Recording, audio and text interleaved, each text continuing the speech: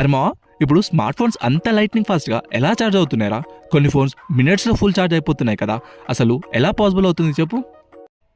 Okay మా, సింపుల్గా explain చేస్తా. స్మార్ట్ ఫోన్స్ ఫాస్ట్గా ఛార్జ్ అవ్వడం మెయిన్గా ఫాస్ట్ ఛార్జింగ్ టెక్నాలజీ వల్ల జరుగుతుంది. ఫాస్ట్ ఛార్జింగ్ అయ్యేటప్పుడు ఛార్జర్ ఎక్కువ పవర్ వాట్స్లో ఫోన్కి పంప్ చేస్తుంది. నార్మల్ ఛార్జింగ్ స్లోగా పవర్ ఇస్తుంది, ఫాస్ట్ ఛార్జింగ్ హై స్పీడ్లో పవర్ ఇస్తుంది. అందుకే ఛార్జింగ్ టైం చాలా తగ్గిపోతుంది.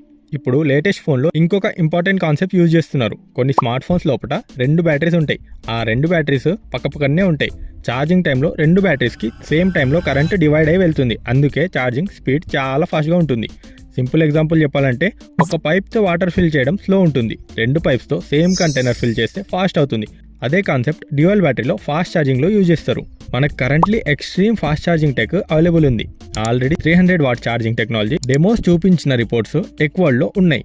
కానీ రియల్ డైలీ ఫోన్స్లో మోస్ట్లీ 45 నుండి 150 వాట్ రేంజ్ కామన్గా యూజ్ చేస్తున్నారు. Extreme watt charging mostly testing స్టేజ్లో ఆర్ లిమిటెడ్ మోడల్స్లో మాత్రమే ఉంటుంది. సేఫ్టీ కోసం ఫోన్స్ లోపల heat sensors, charging control chips, battery protection systems use చేస్తున్నారు. అందుకే ఫాస్ట్ ఛార్జింగ్ సేఫ్గా మెయింటైన్ చేయడానికి ట్రై చేస్తున్నారు. ఇంపార్టెంట్ ఫ్యాక్ట్ ఏంటంటే, ఫాస్ట్ ఛార్జింగ్ ఉన్న ఫోన్స్కి కరెక్ట్ సపోర్టెడ్ ఛార్జర్ యూజ్ చేస్తే మాత్రమే ఫుల్ స్పీడ్ ఛార్జింగ్ వస్తుంది. రాంగ్ ఛార్జర్ యూజ్ చేస్తే ఛార్జింగ్ స్పీడ్ తగ్గుతుంది. సింపుల్గా గుర్తుపెట్టుకోమా, ఫాస్ట్ ఛార్జింగ్ అంటే ఎక్కువ పవర్ అండ్ కొన్ని ఫోన్స్లో డ్యూయల్ బ్యాటరీ సిస్టమ్ వల్ల స్పీడ్ పెరిగింది.